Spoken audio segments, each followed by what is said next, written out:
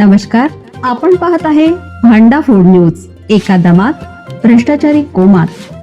Social media, कर्जबाजारी, गुन्हेगारी, सट्टेबाजी, चोरी, मटका, जुगार, दारू, सावकारशाही, न्यायाच्या प्रतीक्षेत प्रशासन. भांडा फूड न्यूज. एका दमात भ्रष्टाचारी कोमात. इतिहासाची पुनरावृत्ती. बाळासाहेबांना काँग्रेसची साथ महागात पडली. आता उद्धव ठाकरेंची तीच अवस्था. महाराष्ट्राच्या राजकारणात सध्याच्या घडामोडी पाहता शिवसेनेचा इतिहास पुन्हा चर्चेत आला.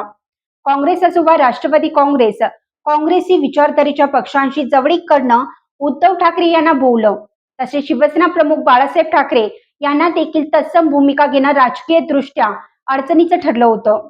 1975 मध्ये तत्कालीन पंतप्रधान इंदिरा गांधी यांनी देशात आणीबाणी लागू केल्यानंतर बाळासाहेब ठाकरे आणीबाणीला उघडपणे पाठिंबा दिला.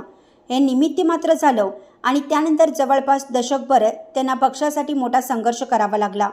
शिवसेना पक्षप्रमुख उद्धव ठाकरे यांनी 2019 मध्ये भाजप सोबतची BJP युती तोडून त्यांनी महाविकास आघाडी स्थापन केली.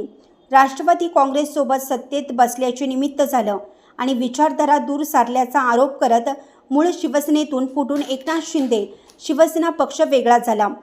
शिवसेना फुटली. पुढे जाऊन आता खासदार आणि आमदार फुटले.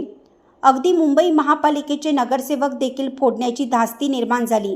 काँग्रेस आणि राष्ट्रवादी काँग्रेस यांच्यासोबत सरकार स्थापन केल्यानंतर सुरू झालेला संघर्ष आजही थांबलेला नाही. उलट तो अधिक तीव्र होताना दिसत आहे.